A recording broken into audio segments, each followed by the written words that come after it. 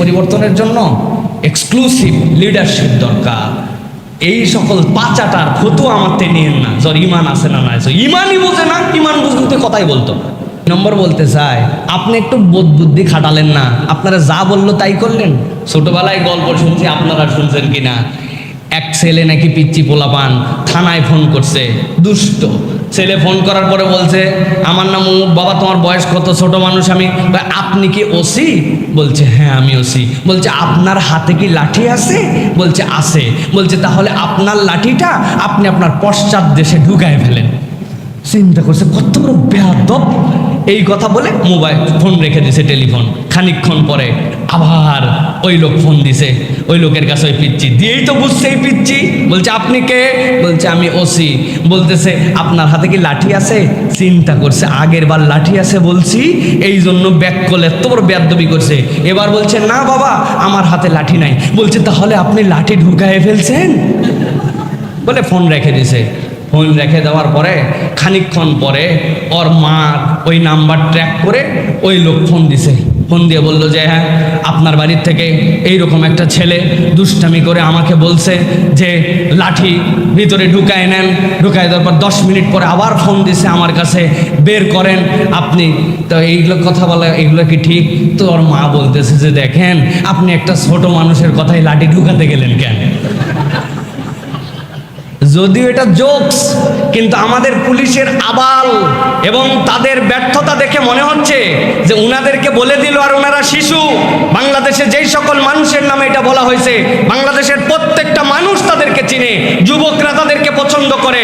খুঁজে খুঁজে যাদের হাতে দেশকে অস্থিরতার বিভিন্ন আইটেম আমরা দেখেছি, তাদেরকে একটা বিদেশি ষড়যন্ত্র বাংলাদেশকে নতুন করে অস্থির করার তাদের পায়তারা, ঠিক না?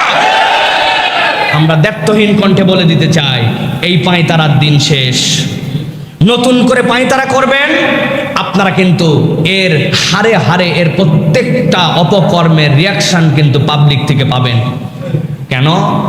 আপনি দেখবেন বিদেশিরা এসে বলতেছে করে দেখা উচিত নয়। তারা আমাদেরকে বলতেছে এখানে মানবাধিকার কমিশনের নামে এমন কমিশন করতে হবে যেখানে সকল দায় বাংলাদেশের জনগণকে নিতে হবে। আরে দায় মুক্তি দিয়া পৃথিবীর কোনো জায়গায় কোনো কমিশন কোনো অফিস হয় নাই, তুই আগেই দায় মুক্তি চাস কেন? তার মানে তোর অপকর্ম করার নিয়ত আছে ভিতরে, ঠিক কিনা? আমাদেরকে দুধের শিশু মনে করছে। সুতরাং আমরা বলবো এই সকল নাটক করে এই দেশটাকে নতুন করে অস্থির করেন না। আর যারা এটা করতেছেন তারা তদন্ত করে দেখেন যে কার নির্দেশে, গোড়ায় কি উদ্দেশ্যে, কেন এটা করেছে। আমরা এই মামলা তো ইনশাআল্লাহ তারা টিকাতে পারবে না, কারণ এটা একটা সর্বস্বই মিথ্যা মামলা। কিন্তু কেন এটা করা হলো তার গোড়ার খবর আমরা জানতে চাই।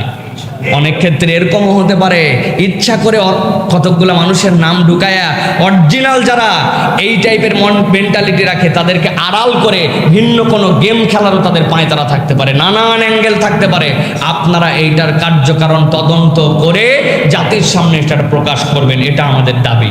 আল্লাহ রাব্বুল আমিন আমাদেরকে এই দেশকে আল্লাহ হেফাজত করবেন, আল্লাহুম্মা আমিন।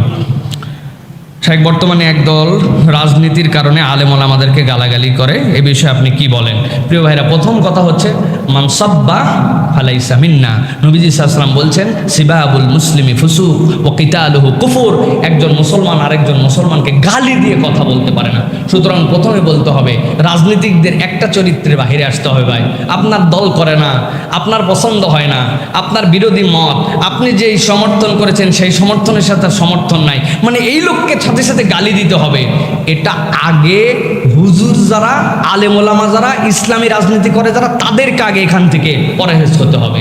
আপনার গায়ে সাদা কাপড় ভাই, আরেকজনের গায়ে কালো কাপড়, কাদা দুইটাই লাগছে, দুইটাই নাপাক হতে পারে, কিন্তু সাদাতে ভিজুয়াল হয়ে নাপাক আর আপনারটা হিডেন নাপাক। তো আপনার সাদা কাপড়ের গরজে তো আপনি আগে সেখান থেকে বাঁচার চেষ্টা করবেন। Am I right? তাহলে আপনাকেই চিন্তা করতে হবে যে আমি আগে একটা সৌন্দর্য উপস্থাপন করি। সুতরাং আগে ইসলামপন্থীরা সতর্ক হবে। সাথে সাথে বলবো যে দ্বিতীয় একটা শ্রেণী আছে ইসলামপন্থী বলে তাদেরকে গালি দেয় না, ইসলাম পছন্দ করে, আলেম ওলামা, তাদেরকে ক্রিটিসাইজ করতে পারলে তাদের মনের মধ্যে সুখ হয়, তাদের অন্তরের সাথে শয়তানি জড়িত। সুতরাং অমুককে তুমুককে এই কথা বলে তারা মজা নেয়। সাধারণ একজন মানুষকে অপমান করা আর আলেম ওলামাকে অপমান করার মধ্যে আসমান জমিন পার্থক্য আছে। আছে, এই বোধের জায়গাটা তাদের মরে গেছে। সুম্মুন বুকমুন অমিউন, তাদের সব যেন মরে গেছে, নিরেট যেন রাজনীতি তাদের কাছে শেষ। কবরে যাওয়ার পরে আপনার আমার কাউকেই জিজ্ঞাসা করা হবে না কোন দল করতো, কিন্তু কবরে যাওয়ার পরে জিজ্ঞাসা করা হবে তুমি মিল্লাতে মুহাম্মদ ছিলে কিনা, তুমি মুহাম্মদ সাল্লাল্লাহু আলাইহি ওয়াসাল্লামের উম্মত ছিলে কিনা। তো মুহাম্মদ সাল্লাল্লাহু আলাইহি ওয়াসাল্লামের উম্মতের সবচেয়ে বড় প্রতিনিধিত্ব কে করে?